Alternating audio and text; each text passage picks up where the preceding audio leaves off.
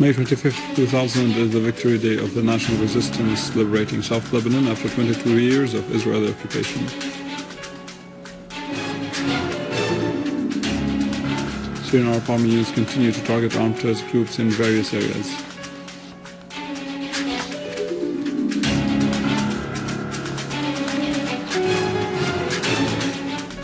"25 killed and more than 230 wounded in the week-long clashes in Tripoli, North Lebanon."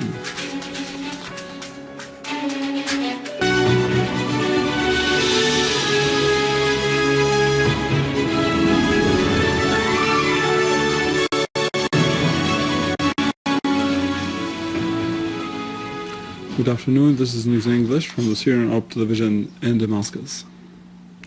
May 25th, 2000 is the victory day of the national resistance and liberating South Lebanon after 22 years of Israeli occupation. The withdrawal of the Israeli occupation from South Lebanon on this day without negotiations or conditions was a shameful defeat for Israel. The Israeli occupation forces invaded South Lebanon in 1978 and expanded its occupation to the Lebanese lands till reaching Beirut in 1982. The resistance military operations have forced the Israeli army to retreat under the density of resistance heroic operations. One of the main factors that were behind achieving this great victory was Syria's unlimited support for the resistance. About 13 years after the humiliating defeat of the Israeli army, the image of the Middle East seems more complicated because of the pressure being imposed on resistance states with the aim of implementing new colonial projects in the region.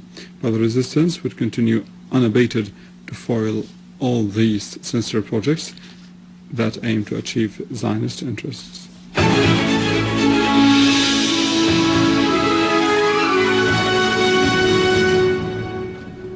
Iranian Deputy Foreign Minister for the Arab and African Affairs Hossein Amir Abdullahian said that Russia and China would participate in a meeting due in Tehran on May 29th on Syria under the title The Political Solution and Regional Stability. Abdullahian said in a statement to IRNA that the meeting is a step in the framework of realizing the political solution based on the halt of violence and conducting national dialogue in Syria.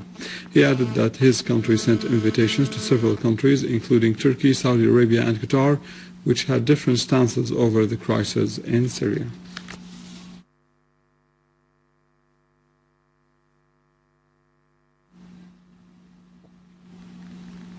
Information Minister Omran Zabi said the Arab League, with Syria's absence from it, is a failing institution that needs to reconsider its political and legal basics.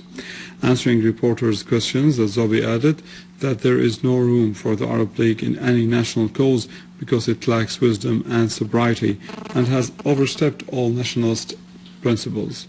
He added that the honest Arabs in the Arab League are counted on to put an end to the hegemony of political money and terrorism.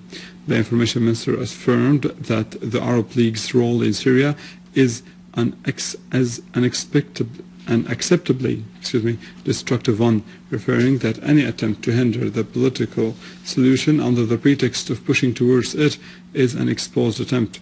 Azawi voiced distrust in some of the Arab League members, saying that those whom we do not trust cannot play any role neither now nor in the future, describing the attempts of some Arab regimes to look for a role to play in Syria as absurd and not possible, stressing that the Arab League must call off all its decisions against Syria and publicly apologize to the Syrian people and government, and only then we can consider it.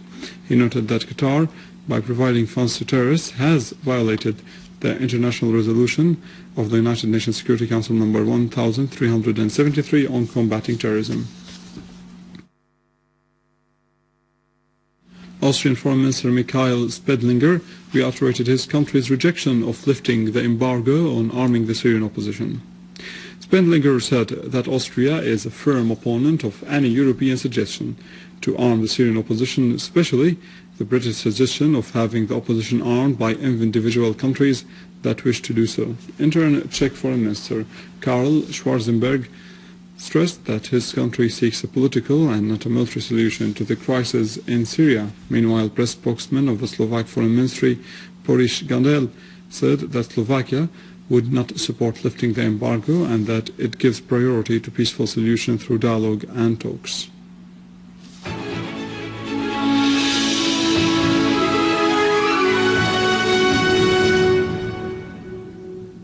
Moving on to our field developments, and in the framework of continuing military operation al-Qseir, the armed forces eliminated terrorists and destroyed terrorist dens and a vehicle equipped with a heavy machine gun north of the local stadium. A military source said that a terrorist den was destroyed near the industrial school as other terrorist gatherings were targeted in the west and the south neighborhoods, where many terrorists were killed or wounded. The source added that a number of tunnels and checkpoints were destroyed, while the explosive devices planted by the terrorists on the main roads and near citizens' houses were dismantled. In al-Qseir countryside, an army unit eliminated several terrorists and confiscated weapons, cars, motorcycles, and forged currencies during an attack against an armed terrorist group's hideout laying between al-Husayniya and al-Hamra. Meanwhile, an army unit clashed with an armed terrorist group near the salt factory on Homs-Damascus Road while it was trying to enter al-Qseir city to support the terrorists there. Most of the group's members were killed or wounded, and others were arrested. Moving to Daraa, the Syrian army units continue chasing the armed terrorist groups in Crackdown, eliminating a number of terrorists as the leader of a terrorist group and his assistant were identified among the dead. An official source confirmed that the news reported by the instigation channels about the control of the armed groups over the checkpoint near a sports club in Daraa al-Balad are untrue, as the Syrian Arab Army units are deployed in most of the neighborhoods of Daraa al-Balad and chasing the armed terrorist groups in al-Masri roundabout to the mosque of Bilal al-Habashi. Syrian Arab Army units continue cleaning the eastern Ghouta towns, starting from al-Aggravate to al-Qasimiya and al-Zamaniya, targeting terrorist groups belonging to what is called Jabhat al-Nusra. During a combating operation to the Syrian Arab Army in al-Qasimiya town, a number of explosive devices were prepared to be detonated, were found and defused. Extremist gunmen escalated attacks against Tripoli neighborhoods in northern Lebanon, especially in Mohsen Mountain, killing 3 people and wounding 20 others, bringing the death toll from the week-long clashes to 25, while more than 230 were wounded. Meanwhile, the Lebanese national news agency said that 2 people were killed and several others wounded near Tripoli port.